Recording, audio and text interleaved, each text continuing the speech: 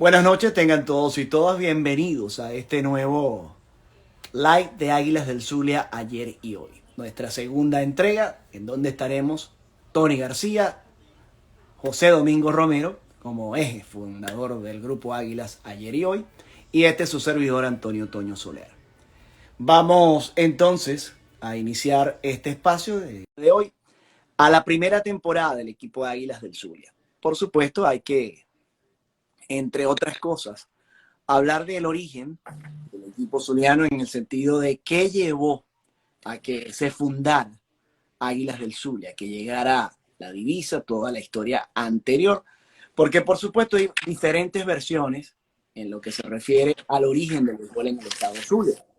Unos plantean el hecho de que lo llevó Juan Besón, cosa que fue negada por parte de Luis Verde, el historiador, y de la propia familia de Besón.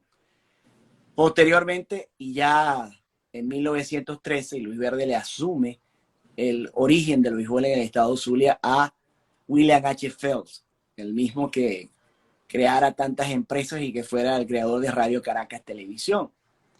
Pero hay otros que no le dan la paternidad del béisbol en el estado Zulia. Nosotros sí se la daríamos en el sentido de que desde que William H. Phelps fundó los tres equipos que comenzaron a jugar en 1912 y que tuvieron su primer campeonato en 1913, el béisbol, por ligeras excepciones como la gripe española, por la Primera y Segunda Guerra Mundial, nunca se detuvo y fue creciendo a tener la importancia y ser el primer deporte en nuestro país.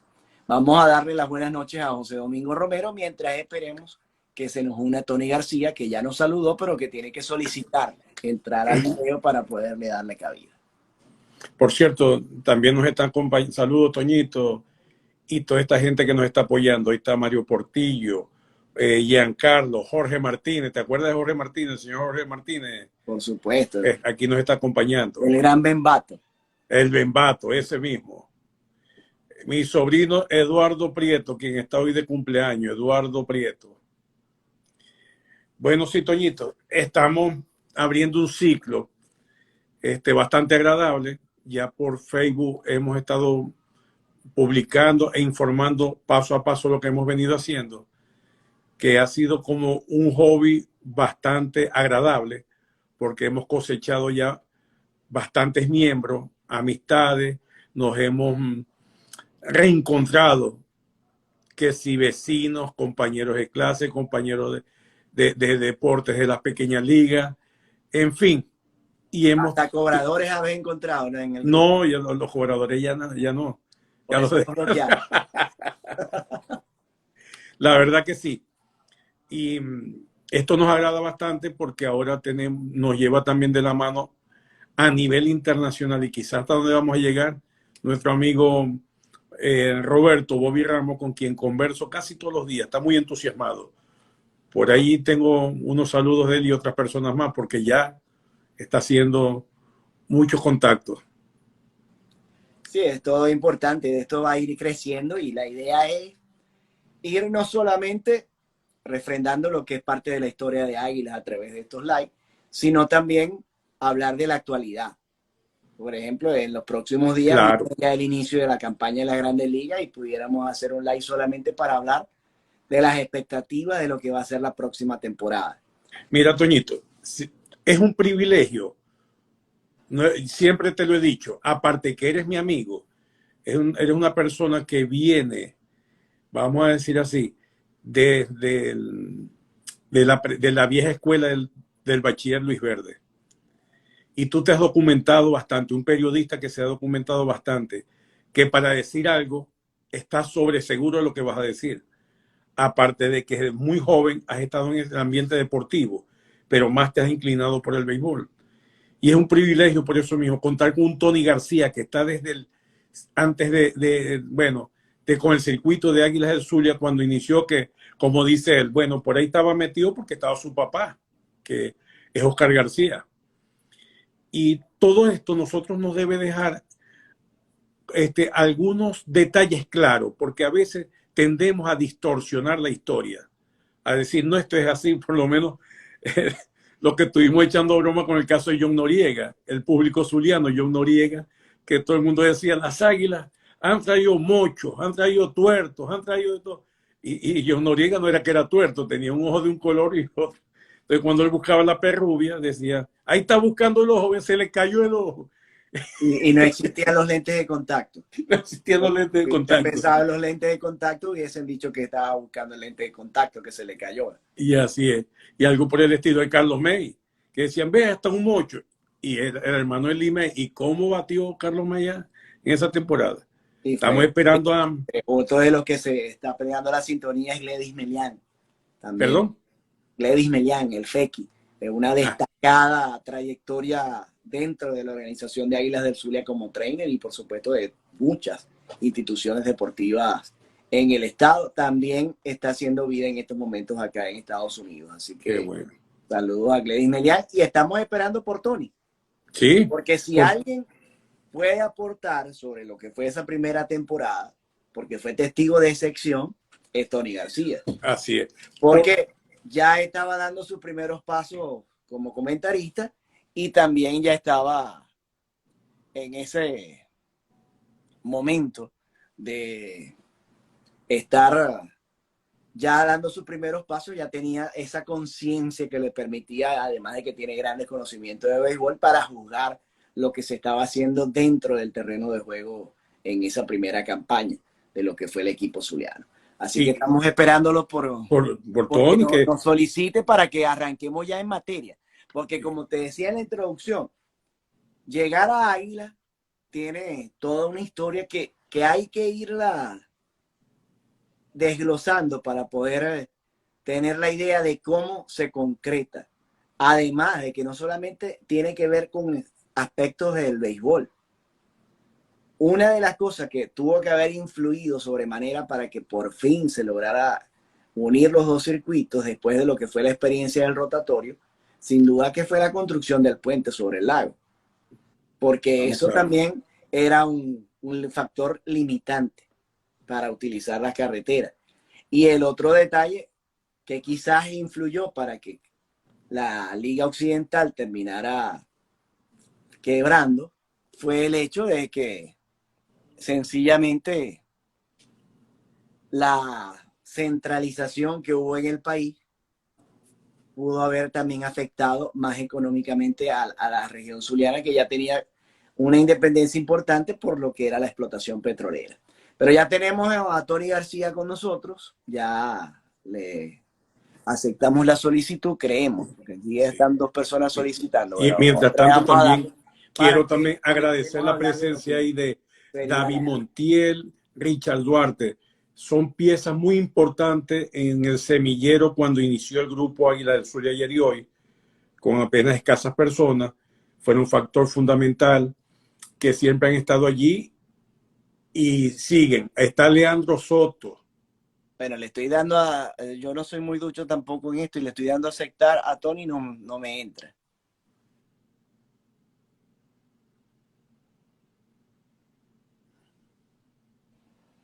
Decirle a Tony que busque al comodín, que busque a la nieta, a la hija, cualquiera ahí, que le meta un botón y lo hace. Ahí está, ¿ves? Ahí está. Sí. Pero no me veo. Ahora sí, ya está entrando la pantalla. Lo que pasa Tony, por lo menos. Que Renato está limpiando los cablecitos. Los caimancitos para que puedas entrar. Tony, ¿será que te voltea la cámara? Estaba pasando. Eso. Está apuntando para el otro lado. Sí. Chico, ahí está Orlando Borque. ¿Se acuerdan de Orlando Borque? Por supuesto. Ahí está uniéndose. Gran periodista también. Luis Marín, uno de los mejores flores del béisbol aficionado. Luis Marín. Bueno, fíjate que tenía volteada la cámara, no se veía. Volteaste botón. Ahora estamos viendo el techo. Esta es la ventaja de los likes, que todo esto se vale, ¿no? Sí, esto se sabe que estamos pasando más apuro que Toño con el ahogo. Pepe, que ahora no te... computadora. Ahora... Por ahí es por donde quería salir. Sí, ahora tu computador. Ahora sí. Ahora sí, Tony. tenéis mucho frío, quítate la chaqueta. ¿Qué más, Tony? Hoy Buenas estoy noches, pasando más apuro que Toño con el ahogo. Toño con el ahogo. Buenas noches. Buenas noches. Bueno, sí, Bueno, Oye, porque yo quería salir. Dame. hablábamos de que para hablar de lo que fue la primera temporada de Águila, había que hacer como un recuento de lo que significó todo el acontecer deportivo, especialmente en el béisbol, para que llegara a ese momento de esa primera temporada y la unión del Zulia a la Liga de Béisbol Profesional, que ya había tenido un capítulo anterior con el campeonato rotatorio. Y entre otras cosas, aparte de lo que es la historia deportiva, le decía yo José Domingo, que quizás influyó mucho. Primero, la construcción del puente sobre el lago. Y otro detalle que también pudo haber influido es que el país, con la llegada de la democracia, se centralizó en los primeros años. Y eso también pudo haber influido para que finalmente quebrara la Liga Occidental. Y esas burbujitas que me salen ahí, ¿de qué son? Son cobradores, Tony. Esos son cobradores. ¿A quién le debéis? Son cobradores todos. A unos cuantos. Lo del puente es sumamente importante. Eso fue uno de los factores que mayoritariamente contribuyó a que Padrón se terminara de convencer. Porque Padrón fue el artífice del negocio. Padrón se ganó el Negro Prieto y a Franklin White, que era el presidente de la liga, y le dieron con fuerza, le pusieron ese equipo en Guanare, en Acarigua, no iba a terminar nunca de arrancar porque tenía la oposición de lo que Valarino, quien era el dueño mayoritario, se llamaba Rodríguez Valarino. Tenía Rodríguez Valarino. Él tenía el dinero, pero no tenía la gente en la liga. Entonces, el núcleo central, que eran Padrón y el Negro Prieto, imagínate, le pusieron bastante presión después de ese primer año y tuvo que salir del equipo. Se lo vendió a otro que estaba peleando mucho por lograr. El Magallanes sale de Caracas. Y entonces, claro, aprovechando que ya no había equipo en Valencia, lo compra un grupo de empresarios de Valencia y lo traslada al José Bernardo Pérez. Pero a Rodríguez Valarino le dieron su golpecito de estado. No, son negocios al fin y al cabo, pero si no es por la intervención de Padrón, que siempre le tuvo buena fe a la Plaza de Maracaibo, porque la Plaza de Maracaibo, Padrón era el único que se atrevía a traer a los Tiburones en los 5 años esos que de receso entre la muerte de la Liga Occidental y el regreso de las Águilas. Padrón trajo 3 o 4 veces a La Guaira el 18 de noviembre, aprovechando que Aparicio estaba en la cosa. Total, que llenaban el estadio. Y el otro detalle, por supuesto, la construcción del estadio. Inaugurado claro, en eso fue. Yo creo que con esa fue lo que entusiasmó más al señor Machado. Cuando todo estaba listo, lo que había era que conseguir el dinero, que no era fácil. Las Águilas la compró el señor Machado por 450,000 bolívares. Y ahí había gente, había una lista así de gente con 10,000, con 5,000, con 8,000, con 40,000. Todos esos se fueron saliendo porque al principio ahí lo que se perdía era dinero. Ahí no hay dinero para los pasajes, hay de 2 mautes más. Y no hay del Ébano. Y no hay plata para tal cosa. Y se lo echó encima. Y por eso es que le quedó el equipo a él, porque él fue el que tuvo el trabajo inicial, pero también el trabajo posterior. Aportando capital.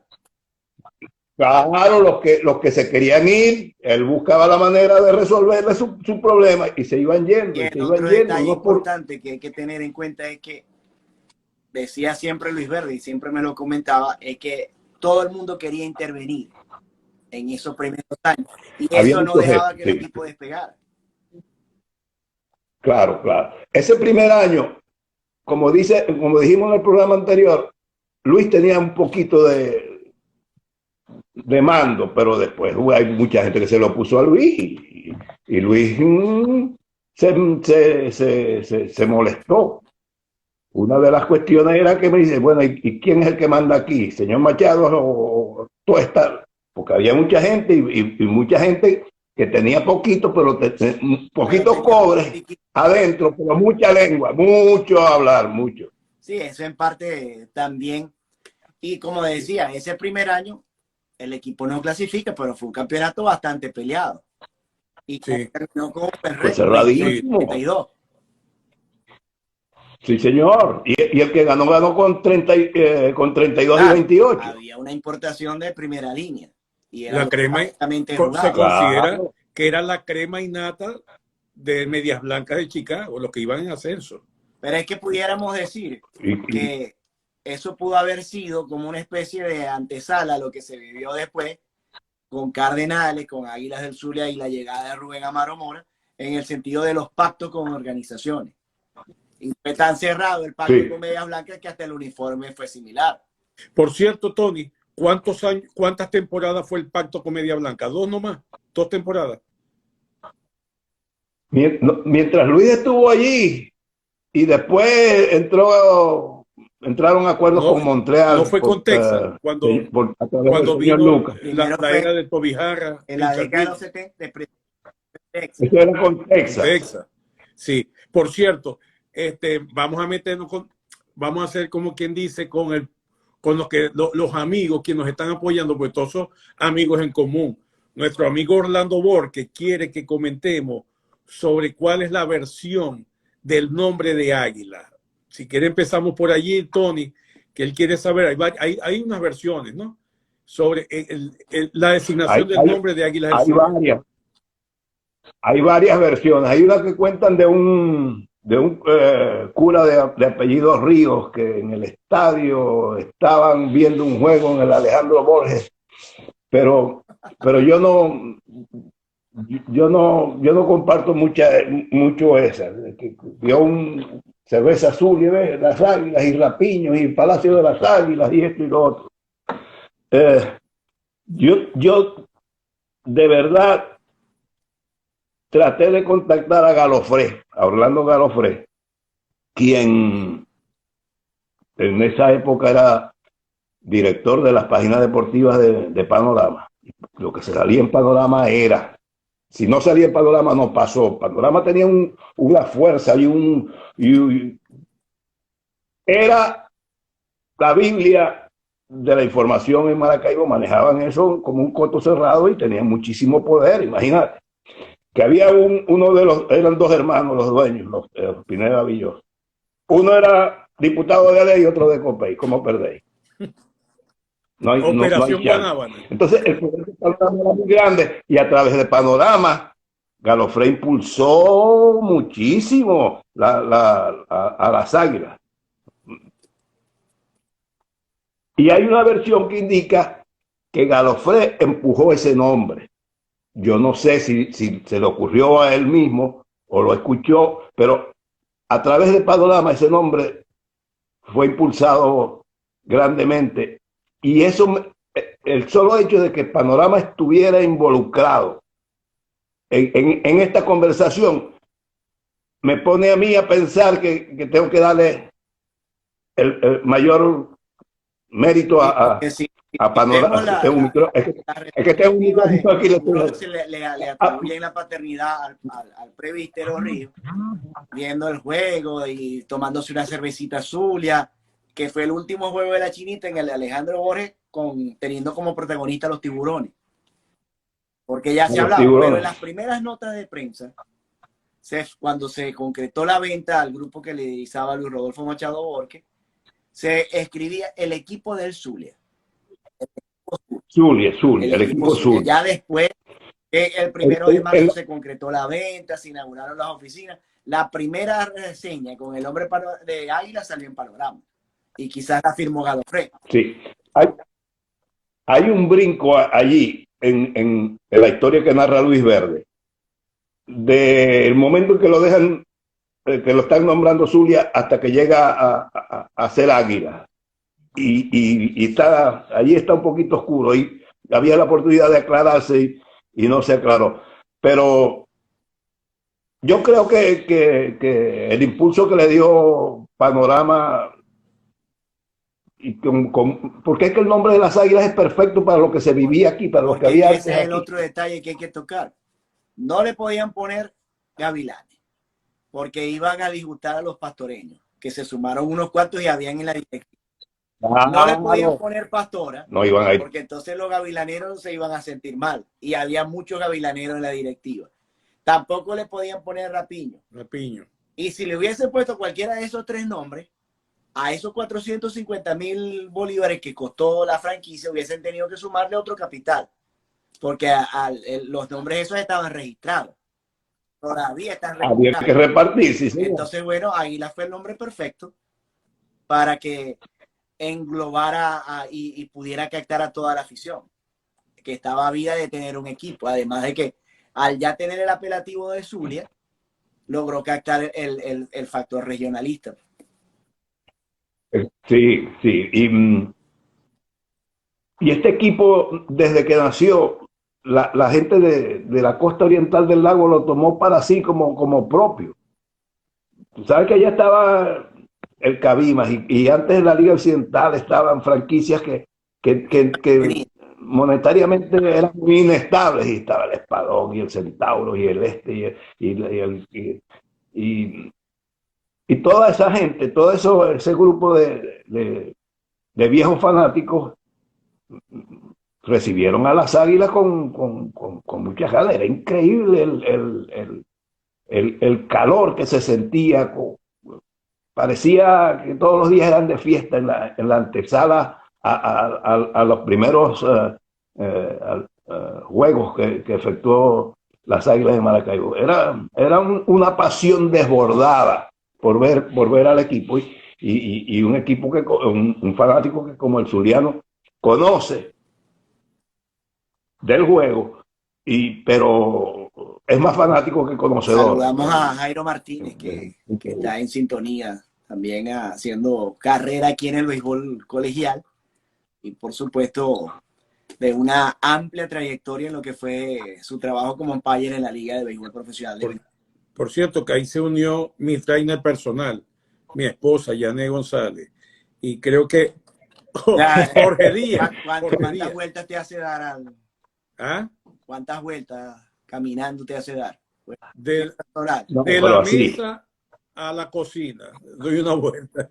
De la cocina al cuarto. Y cuando camina más, cuando va. Y andame a vuelta. Sí. Tony, como el corto, nosotros hemos asomado o hemos compartido mucha información a través del Facebook. Está como un libro abierto allí para consulta y también para nutrirnos a nosotros, porque habrán detalles que nosotros desconocemos. Y hay gente que son protagonistas, claro. De hecho, y familiares de quienes formaron parte de esta historia del béisbol. Y vamos por partes. Eso de la pasión que se vivía. Sí. Yo me recuerdo mucho de Ciro Márquez el Salao. El Salao, yo lo recuerdo acá. Me relataba que para ese primer juego en Barquisimeto del equipo, él, que se podría considerar como el fanático número 1 en la historia de Águila, él se fue en avión temprano en la mañana con el señor Machado para poder estar en Barquisimeto en lo que fue el debut del equipo. Y si uno se pone y hace la retrospectiva, ve que en ese año 69 o 68, 69 había la posibilidad de viajar en avión a Barquisimeto. Hoy en día, para que el equipo vaya a jugar a Barquisimeto es una pesadilla. No hay avión. Y segundo, con esos policías acostados que hay en la Lara Zulia, el camino que podía ser de 3 horas ahora es de 6. O sea, es un viaje demasiado agotador. Por eso es que Águilas va y juega un día en Barquisimeto y se queda de viaje, que no debería ser lo lógico. Cardenales va a Maracaibo como si estuviera en Puerto La Cruz. Los 3 días si le toca 3 juegos, Sí. o 2 días si le toca la serie de 4. Tony, Mira, perdón, dígame. Dígame. ¿En qué año te tocó ya viajar con el circuito? Que es importante saberlo. Ya que estaba refiriendo Toñito de la temporada 68-69, no tenéis. Bueno, saltalo y más adelante me decís. No me acuerdo, yo como en los 80. Pero sí, Yo, como Toñito, vos no te topaste 1979, no conociste 1980. las curvas de San Pablo y San Pedro. Sí, No, yo Toñito. las conocí, pero una vez que vine de Caracas. Por cierto, yo tengo una anécdota con eso de las curvas. Veníamos de Caracas en un Volkswagen 4 atrás, cuatro de nosotros. Y venía mi tío Ender, que por cierto es de ahí, nació y creció en el 18. ¿Ender qué?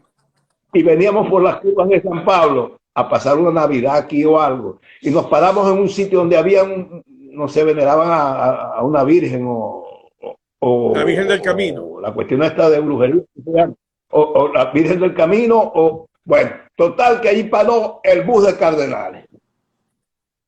El bus de Cardenales y yo asombrado, porque ya yo estaba enfiebrado, muchachos, con la Guaira de Aparicio y con los industriales del Valencia que van a jugar el domingo contra la Guaira y cuestiones así. Y paró, y yo tenía el pelo largo porque esa gente, muchachos, pero me dejaban crecer el pelo y lo tenía bien largo y recuerdo clarito que dice Neudo Morales, que después yo pregunté a mi tío porque lo saludó y eran amigos. Me dice, ¿tú eres hombre o sois mujer? Tratando de hablar en caraqueño. Maracuchao, Neudo Morales. Después lo conocí y nos hicimos amigos y todo. Pero a mí no se me olvida esa anécdota. Cogí Mira, ese Ender que nombraste, si es del 18, es Ender León. ¿Apellido León? Sí, ese. Sí, ya sé que. Hijo de Aura, sí. Hijo de la maestra. En esa época, de lo que era la expectativa que se generó ya cuando el equipo se conformó, cuando los importados, cuando se iba a producir el debut. Temporada 69-70, pues ese 15 de octubre del 69 cuando el equipo jugó en Maracaibo, porque el 14 debutó en Barquisimeto. Parecía un día de la chinita, o sea, en la iglesia. No te estoy hablando no del juego de la chinita, sino un día de la chinita donde estaba la gente dándole gracias a la chinita y dándole gracias a Dios porque finalmente se había concretado lo del equipo. La gente lloraba como si fueran muchachos. Lloraban de la emoción. Mira que se me para el pelo. De tener la seguridad. Ay, no es mentira, sí es verdad. Ya están las sangre, ya están jugando. No, la gente no creía, porque la gente le había metido tantas que si viene, que no viene, que no se acaba la liga, que sí se acaba la liga, que cuando la gente no lo creía, cuando el negocio se cerró. Hey, vamos a ver, ahora no saben de dónde van a sacar los cobres. ¿Qué? Si vos ahí como el maracucho siempre viento en contra, siempre va en contra en vez de tener expectativas positivas, siempre está pensando en las cosas negativas. Y se dio. No invierte. Sí, pero es que también ha llevado mucho. Tony, ha llevado mucho. Como hay tantas preguntas ahí, vamos a seguir viendo. Por ahí está otra. ¿Quiénes integraban el primer circuito radial de las Águilas, aparte del Premier y Oscar García? Ese es un detalle muy importante. Hay que saber quiénes fueron los primeros que hacían las coberturas. Tony, vos debes ubicarnos en el tiempo porque yo todo lo que sé es a memoria. Y yo cuando eso era un niño de 8 años, ¿no? Ya vos tenías como 25 años. No. Yo recuerdo, yo era un ratón de radio. Yo la primera caída me la di en la puerta de Ondas del Lago, empezando a caminar. Y que nosotros vivíamos a media cuadra de Radio Maracaibo, ahí en Delicias, en Santa María. ¿Saben dónde es? Creo que es Avenida 25. Diagonal a Alejandro Borges. Radio Maracay. ¿Ah? No, la cuadra siguiente, Cuando dos cuadras siguientes de ahí del Alejandro Borges. Ahora que después pusieron una Ah, pero ya se la cambiaron. No, estaba más cerca de la Epifanía. Ok. Por esa calle por ahí para abajo, que es el edificio donde vivió Luis, ese edificio donde vivió Luis, lo construyeron en el terreno de la casa que nosotros teníamos ahí en Santa María. Y Luis tenía unos amigos detrás, donde él a veces iba en la tarde, en la tardecita y se tomaba un par de cervezas y qué sé yo. Bueno, pero eso no viene al caso. Resulta que papá tenía un programa Radio Maracaibo, se llamaba Las Tres Oscar. Oscar García, cuando vino de Caracas, que no negoció más con la televisión, lo forzaron a hablar caraqueño y no quiso, y bueno, se vino, él firmó un contrato firmado. Yo creo que en la radio ese fue el primer contrato firmado que yo vi de un artista con una emisora. Le pagaban 3,000 bolívares al mes, un sueldo que no se conocía, no existía. Gumercindo Rodríguez era el disculpa, bueno, Finca. Radio Maracaibo fue la matriz. Leandro está soplando el nombre, dice que se llamaba Finca. Leandro Soto, saludo a Leandro. Que si el edificio al que te referí se llamaba Finca. Bueno, a mí porque Leandro fue caballote ahí en ese edificio, en Radio Maracaibo, claro, por muchos años. Entonces yo recuerdo clarito que ese primer año las Águilas no viajaron. Yo no estoy seguro si el segundo año viajaron, yo creo que sí. El primer año no se viajó. El primer año se hacían versiones en el estudio de Radio Maracaibo, copiando emisoras de Barquisimeto y Rumbos y cuestión. Rumbos era el que podía llegar muy bien porque llegaba Radio Maracaibo, pasaba los juegos de Rumbos antes el año anterior a la de Gramado. Entonces yo recuerdo clarito que allí se hacían las versiones de los juegos. Me acuerdo de los primeros juegos, me acuerdo del lluvia sobre el Parque de Valencia y tal. Y eso me hace pensar a mí que ese año se transmitió a través de Radio Maracaibo.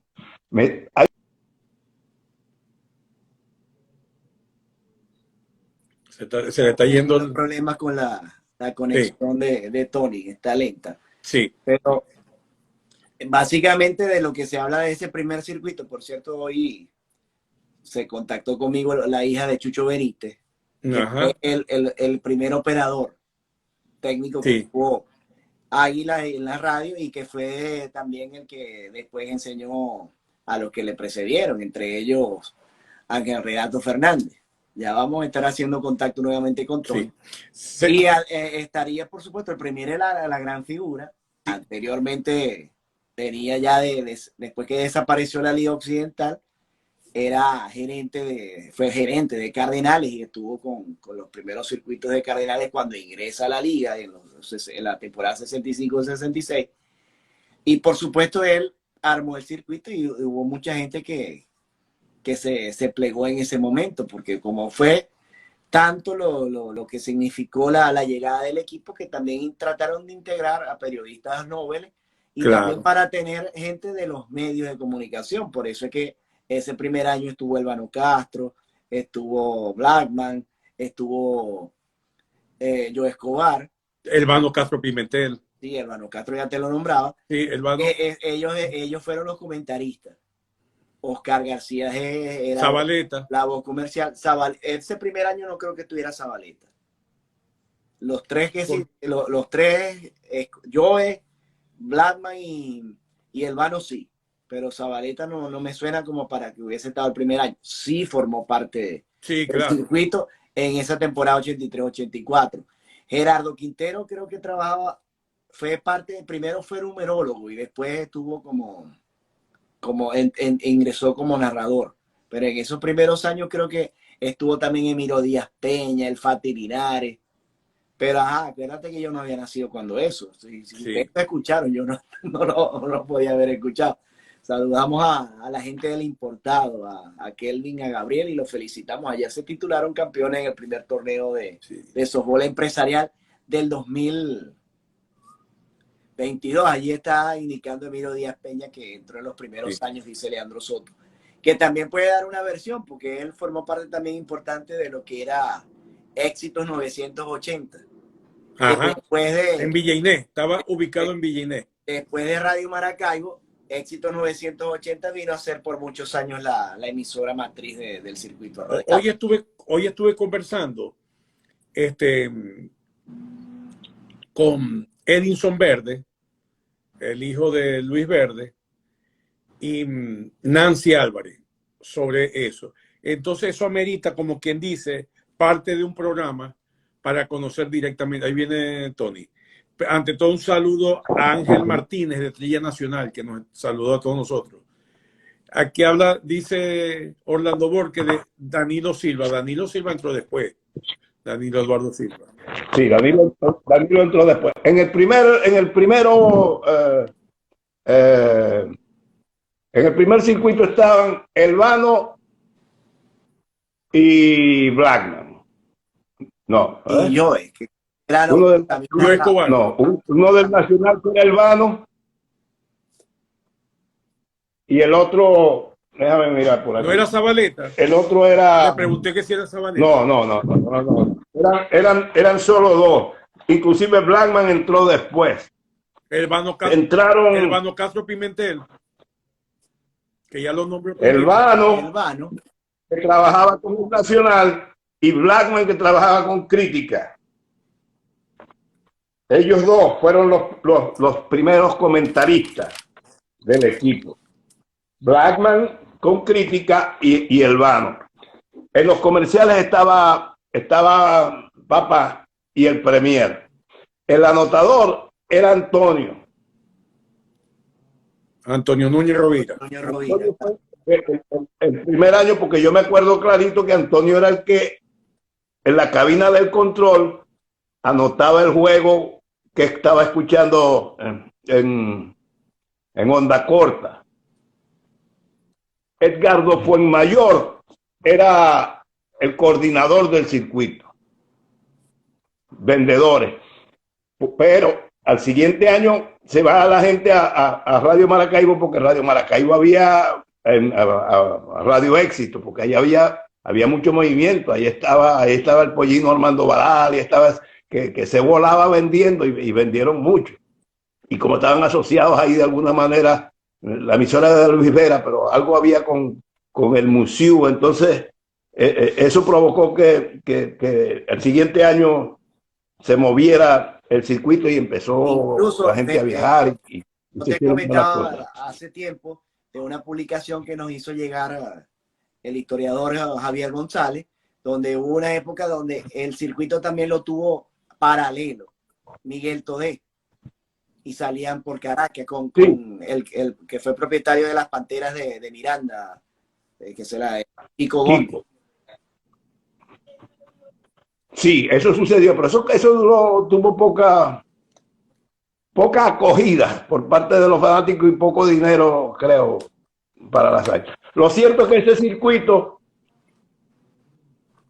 no viajó ese primer año, pero no estoy tan seguro. A mí me parece que al final de la temporada, con todo y el dinero que se estaba perdiendo, porque ese equipo perdió dinero los primeros años y mucho, porque no solo las entradas, era que se traía una importación que costaba miles y miles de dólares. Pero, y además que la situación logística, el hecho de, por eso era que los otros equipos se mostraban con reticencia de que hubiese un equipo tan lejos. Y en ese momento era el equipo que quedaba más lejos. Lo más cerca que tenía era Barquisimeto. Entonces, todos esos factores hacen que el equipo sea más costoso. o que fuera más costoso en ese Sí, momento. sí, y las Águilas toda la vida, y ya tú lo mencionaste, han sido el niño pobre del calendario de los juegos del campeonato. Totalmente. Siempre, Saludamos siempre. a mi jefa María Alexandra Sar, que se está uniendo al live.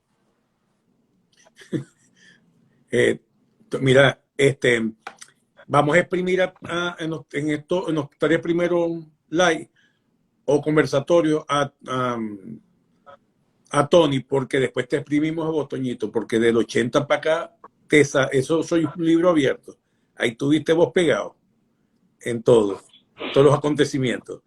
Pero importante de lo que fue ese primer año, ya hablaba Tony de la competencia, de que el equipo estuvo cerca, pero sucedieron muchos casos extraterrenos que afectaron para la siguiente temporada. El permiso de Luis Aparicio, lo comentábamos en el año anterior, significó que se perdiera Osvaldo Blanco. Ese mismo año salió Teolindo Acosta, se está uniendo a la transmisión Joan Urdaneta. También otro extraordinario miembro. Joan Urdaneta. Otro que hay que anotarlo en el line. Buen narrador. Buen narrador. Sí. Mira, a Luis Aparicio, con esa cuestión, porque es que era tanto el control de Padrón. Imagínate que todos esos años Padrón, hasta que se murió, manejó la liga. Era tanto el control de Padrón sobre la liga, que Luis estaba vestido de civil en los juegos de Barquisimeto, en el juego inaugural de Barquisimeto y en el primero de aquí inaugural de Maracaibo. Estaba allí, tú sabes, haciendo su line, se parecía a era Billy Big. Porque entonces lo multaron y le prohibieron estar en el dogado durante el transcurso de los juegos, porque tú sabes, ahí forzando al equipo que hiciera negocio, ¿me entiendes? Para que concluyera con que Padrón sabía que iba a perder a Luis, porque lo mejor que hubiera podido salir era que Luis no iba a jugar más, ¿me entiendes? Pero tampoco le convenía, porque le convenía una figura que era la más grande figura del béisbol en el momento, y pues ahora mucho más. Entonces, él presionaba, él doblaba, pero no partía. Entonces, ahí, por eso es que se dio que se quedaran con Blanco esa temporada y después que se lo quitaran la siguiente. Entonces a Luis lo multaron con $300, con 300 bolívares por estar de civil en el... Pero ve lo que son las cosas. Aparicio era ficha de La Guaira, pero como jugador. Padrón le hizo creer a todo el mundo, inclusive a Franklin White, que era el presidente de la liga, que Luis no podía ni siquiera ser dirigente de las Águilas si no jugara. Tampoco puede ser manager, o sea que le estaban socavando la posibilidad de ganar dinero, de ser un empleado. Eso en la Constitución de Venezuela hay algo de eso, que tú tienes la libertad de trabajo. Bueno, ahí le estaban quitando la posibilidad de trabajar. Pero el equipo tuvo 3 managers, Luis Aparicio padre, el que iba a ser de banca y Luis Aparicio. Sí, porque Luis sabía lo que iba pasando, entonces contrató a Ader, pero Ader no vino en el primer grupo de importados, vino cuando llegaron el resto un poquito más adelante, y el viejo Luis, bueno, se encargó de dirigir los primeros juegos. Pero a mí siempre me llamó la atención que, ok, él no puede jugar, pero él no es ficha de La Guaira como manager, o sea, ni siquiera puede tener la posibilidad de trabajar si no quiere jugar más y si se retira ya. Ese era el control que tenía de la situación, Padrón. Pero hay un detalle allí. Por fin, saludos a mi hija Gaby Romero, que está allí, se acaba de unir. También está en estos momentos el Big Leaguer, el ex Big Leaguer Luis Rodríguez, que tiene una academia de béisbol aquí en Orlando, la cual recomendamos 100%. Entonces, Tony, conclusión, ¿Osvaldo Blanco fue calidad de préstamo o fue cambio? ¿Cómo fue esa situación? Que todos estamos confundidos todavía con esa Eran situación. fichas de los Okay, llaneros de Acarigua, pero había que entregar algo. sí, era de las Águilas, pero Padrón le dijo, le di que dame un jugador, dame a Osvaldo Blanco, y Luis zapateó. Señor Luis, ¿cómo le va a dar a Osvaldo Blanco si sin Osvaldo Blanco estamos muertos? Con todos los americanos que vengan. Entonces, ok, sí, hombre, chicos, vamos a hacer el negocio con Osvaldo Blanco, pero prestándolo por esta temporada. Y Osvaldo Blanco se quedó en las Águilas esa temporada y el siguiente año pasó. Ya hablamos de que Osvaldo Blanco no sabía que no pertenecía a las Águilas, él creía que iba a quedar ahí. Pero en ese primer año hubo muchas situaciones. Hay algunos que recordarán Teolindo Acosta, que fue cambiado introspectivamente. Salieron de él, lo embarcaron. Él tuvo un problema con Rodríguez Valarino, que venía de atrás, venía desde Acarigua, y hubo un show, una discusión. Por supuesto, yo no estaba por ahí, pero parece que hubo groserías y ofensas y intentos tú sabes, conato de riña. Pero el señor, el doctor, era doctor, no sé qué, si era veterinario, bueno, lo que sea, a cualquiera llaman doctor allá. Entonces, enseguida no, lo pusieron a la orden de la liga. Señor Machado, ¿y qué vamos a hacer qué va a pasar con Teolindo? ¿Los van a suspender? No, nosotros no vamos a suspender a nadie. Nosotros lo vamos a poner a la orden de la liga, que la liga decida qué es lo que quiere él, si lo quiere otro equipo, que si lo quiere, no, aquí no puede estar más por ese problema con Rodríguez Valarino. Y trajeron a Helio Chacón. Ya Chacón, por supuesto, Teolindo tenía más que Chacón, aunque los dos ya estaban quemando sus últimos cartuchos. Sí. Ya estaban quemando sus últimos cartuchos, pero yo creo que Teolindo, cuando se murió, desde el ataúd sacaba el bate y daba un hit, porque ese nació para eso, ese fue su don, como el don de Vitico.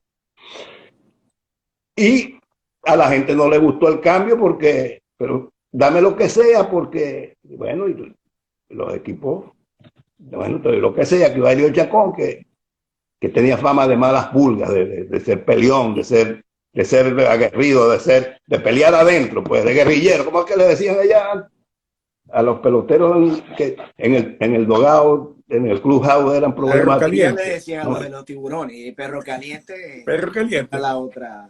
Sí. Mira. Bueno, él era, no era fácil el hijo de Pelayo. Mira. Y otras situaciones que se vivieron también allí. Creo que Expósito fue a los Tigres momentáneamente a tapar, no me acuerdo muy bien si fue ese año, tengo que corroborarlo. Fue a los Tigres de nombre, pero se agalló. No, yo no voy para los Tigres. Porque tuvieron que echarlo atrás. Un importado, Cleo James, que eso iba a hablar yo. La temporada con Águila. Eso iba a decir, que anteriormente, para que entienda, un equipo dejaba libre a un equipo pelotero importado y no necesitaba otro. Ya en Maiquetía lo reclutaba. En caso de Cleo James, que terminó jugando con el Caracas. Eso sigue vigente en México, creo. Eso lo copiaron de México. En México hasta los cambian. Sí. Cambio de... Mira. Sí. Tony. Aparte que ellos mismos.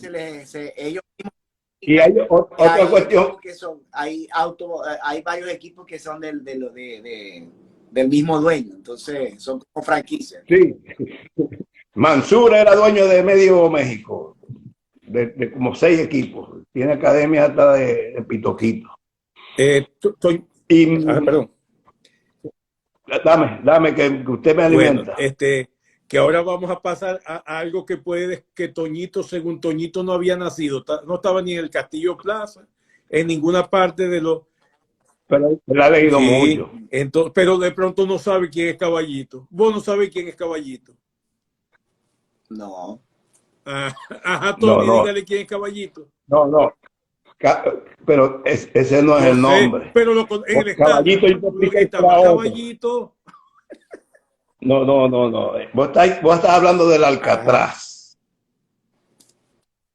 Caballito era el lugarteniente de Pepe Torres, del taller Sí, Don Pepe de la Escuela Amateur, un gran propulsor del deporte amateur. Pepe Torres, gran amigo. Caballito era el lugarteniente. Él está hablando de el Alcatraz, Alirio Paz, que fue el primer, le decían en esa época, kinesiólogo, masajista. Ahí lo que estaban era masaje, porque no, era muy empírico, no se sabía mucho más que eso. Todavía hasta El la asistente temporada de él era, 83-84 era parte del cuerpo.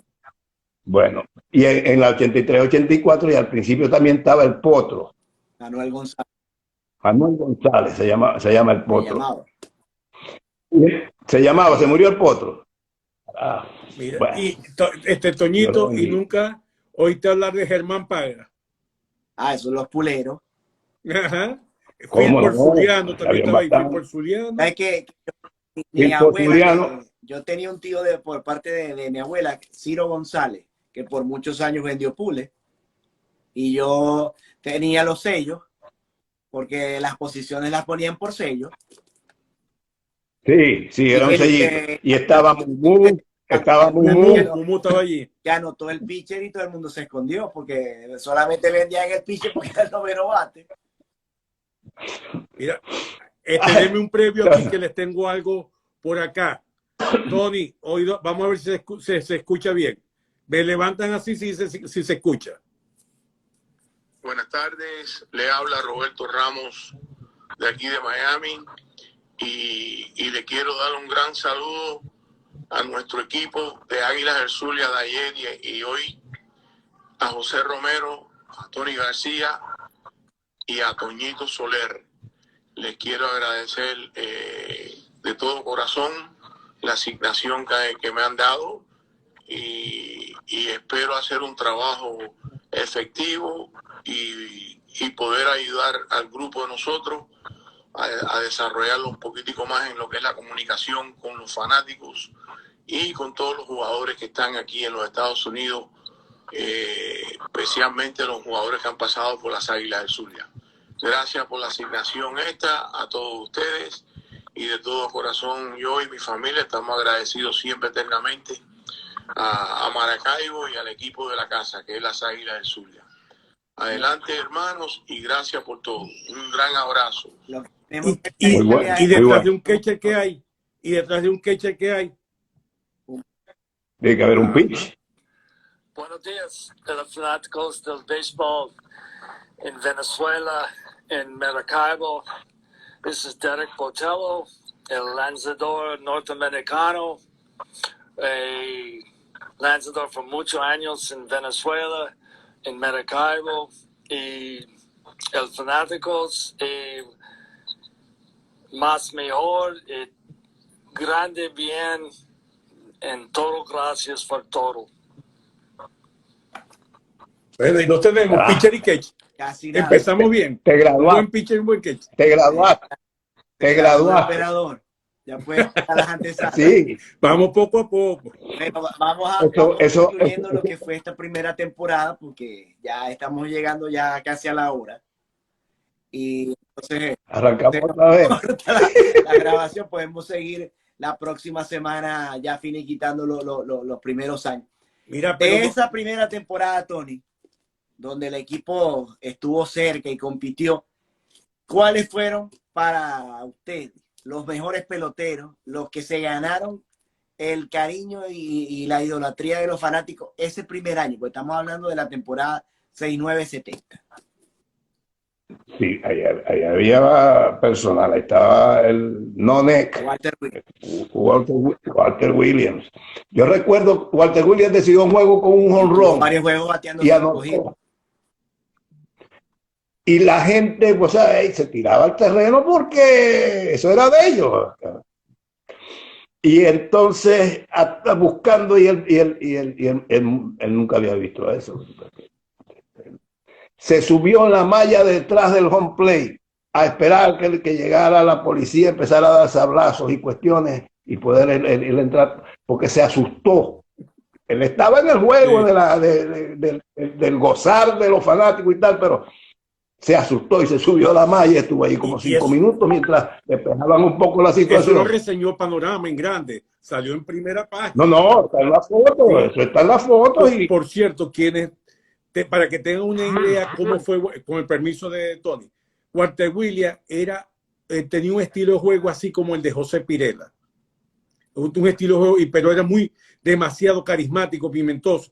Y sí, él tenía muchas fallas sí, no como tenía pelotero, brazo. técnicamente hablando, pero lo compensaba con esa joseadera, un tipo que no se daba nunca por No, vencido, que corría dejó a primera con una base por bola y se entregaba. Y aquí, a lo que vio el público, eso lo respaldaba y eso era un espectáculo. Eso era, yo vi una foto por ahí donde los iban a recibir, porque el señor Machado iba a recibir a los jugadores, él personalmente, con toda la gente que lo acompañaba. Y desde ese momento Walter Williams abrió los ojos y esto me parece interesante.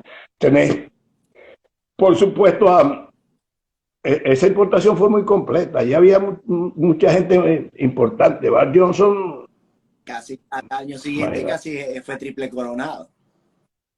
para acá ese, en la primera ese, temporada. ese era caballo. Y tenés a Melton, vino precedido de mucho bombos y platillos, porque era un gran pelotero. Tenía fuerza, tenía las condiciones de que en 162 juegos iba a sacar 30. Aquí es muy diferente. Aquí se encontró con pitches que no había visto nunca. Aquí se encontró con lanzadores que jugaban aquí, pero tiraban Sí, picheos que sí, no señor. nunca había visto. Él veía el slide, la recta y la curva, pero aquí le tiraban tenedor y cualquier otra cosa. Y le pegó Sí, la pues, línea. cuando fue que había Sí, 14 importados, los equipos que tenían base criolla tenían una buena presencia de jugadores que eran claro. clave en la liga y por eso era lo que ganaban. A lo que dice Tony, aquí había un picheo como Luis Tián, Orlando Peña, Camilo Pascual, Diego Seguí, Jorge Lauserique, o sea, una cantidad de cubanos que está Marcelino López Por era. lo menos Luis Tenía Tian era grande liga en ese Bueno, momento. Pero los otros sí ya y no estaban en la seguían liga. y venían. Pero bueno, pero viste que Tian, sin tirar 95, 98, todo lo que hizo durante tantos años. Y la edad de Tian no es la que dicen los libros de, de, de, Tenía de, partidas dominicanas. de récord. Porque los peloteros de aquí iban con rebaja. Yo le preguntaba a los peloteros, ¿cuántos años tenéis vos? Y dice, no, sí, pero yo tengo 1 año menos o 2 años menos. Cuando los peloteros, y era legal, lo hacían para darle una oportunidad, un periodo de adaptación al pelotero que venía por estos lados. Por lo menos César Gutiérrez, en los libros, aparece con menos años que los que tenía. Porque cuando él llegó allá, él tiene 22 años, bueno, ponerle 20, ponerle 21. Y lo hacían a manera de física y mentalmente darle el beneficio de la duda a esos peloteros que venían Finaliza la temporada 69-70. ¿Qué sabor de boca quedó? ¿Qué expectativa? Aparte de que se perdió dinero, pero la fanaticada, ¿cómo esperó el siguiente año? Ya para finalizar, pues tenemos que cortar porque ya llegamos a la hora y dejar eso para el próximo lunes. Sucedió que tú sabes, la gente le gusta ganar. Hay mucha gente que se sentó defraudada porque las Águilas no ganaron. Pero el sabor no fue malo. La gente, ok, vamos a esperar el próximo año, vamos a ver qué es lo que pueden hacer, vamos a ver si traen criollos, de dónde pueden salir los jugadores venezolanos y porque ya sabemos que los otros equipos ganan es porque tienen una base de jugadores criollos, ¿me entiendes? En esa época casi todos los equipos tenían una basecita, no la base que posteriormente en lo alto de la Liga Venezolana tenían, pero había 3, 4, 5 jugadores, sus 2 pitchers que los equipos podían construir alrededor de ellos. No era el caso de las Águilas. El caso de las Águilas tenía que estar importados para construir alrededor de Expósito. Después, ya a finales de los 70, ellos tenían un importado más. Y Caracas y La Guaira tenían menos jugadores. Porque también es cierto, ahí la vienen Sabio de Vargas, después vino el Santa Marta un año, después se convirtieron en los Industriales de Valencia, ganaron el primer torneo, los Industriales fueron un equipo exitoso, pero como el equipo ya venía confrontando problemas, se fue desmantelando. Y ya cuando llegó a Carigua ya no era la misma base, y ya cuando llega... No. Y ni Bobo, que hubiera sido padrón de dejar el equipo de Acarigua entero, ¿no? Ellos lo fueron desmantelando porque ya ellos sabían qué es lo que iban a hacer. Este medio jugador me interesa, déjame traer. Se le había pasado a Osvaldo Blanco y después lo buscó de otra manera. Bueno, entonces el próximo lunes seguimos con lo que fue la siguiente temporada para ir hablando de lo que fue la década de los 70. Por década, sí. Importante. Pero porque el primer año tenía un capítulo importante. Sí, esa primera década de los 70 es interesante para entrar a los 80, porque en esa época de los 70 fue el pacto con los Rancheros de Texas. Después vienen los Phillies. ¿Es así? Corrígeme, Tony. Sí, primero viene... Montreal. En esa década de los 70, primero la presencia de Luis Aparicio, que fue clave. Así estuviera yendo y viniendo. Y después hay que destacar la llegada de Rubén Amaro, que cambió la organización por completo. Sí. Sí. Pero previamente eso es indudable. Hay un detalle que lo hemos conversado algunas veces, Tony y yo, que con el dólar a 4.30, las Águilas traían 8 importados, o sea, tenían hasta 7 importados en play. Que era la cuota de la liga. Todavía el año que quedaron 83, 84 eran 14 importados. Cuando se fue el dólar a 4.30, entonces lo bajaron. Ahí está uno del 70, ¿ves? Ahí está uno del 70, ¿ves? Porque a pesar de que la televisión no era lo que se convirtió en lo que se convirtió posteriormente, el estadio siempre había mucha gente y la cerveza daba mucho dinero y el mercadeo, el circuito de radio en esos años era una fuerte entrada de plata, pero ahí siempre se ha llegado en la raya prácticamente. Yo no sé ahora en qué condiciones, o antes de que viniera este marasmo, en qué condiciones quedaban con la televisión y los otros medios, pero había movimiento, había dinero, había fanáticos en la tribuna. Cuando hay fanáticos en la tribuna, eso, perdón, y también eso lo puede a que se fueran legislando ciertas cosas, porque en esos primeros años no había exclusividad de marca. Entonces quizás eso no daba tanto ingreso como después que yo pago la exclusividad para que mi producto esté solo en el estado. Claro. Agarré el águila por el pico, era una. Pero ahí, los primeros años se perdió mucho dinero, por eso que se fueron abandonando el barco los que en un principio creían que se iban a hacer ricos de la noche a la mañana. El viejo Machado era un soñador, era un apasionado del juego, era un comerciante, por supuesto, a nadie le gusta el parte, pero a él no le importaba porque él sabía que a la larga esto se iba a convertir en una industria, en una empresa grande y como sucedió. Él tuvo una visión más larga, ¿me entiendes? Que la visión cortica que tenían los que en un principio se metieron en el negocio y creyendo que iban a cambiar bolívares por dólares así de una vez. Él sabía que era de largo alcance y por eso a la larga él terminó con el señor Lucas y más nadie ahí, que era otro hombre bastante Una visionario, que revisión, también, sí, que iba más lejos de este año, miraba más allá de lo inmediato que a la final también y hay se que, mantuvo.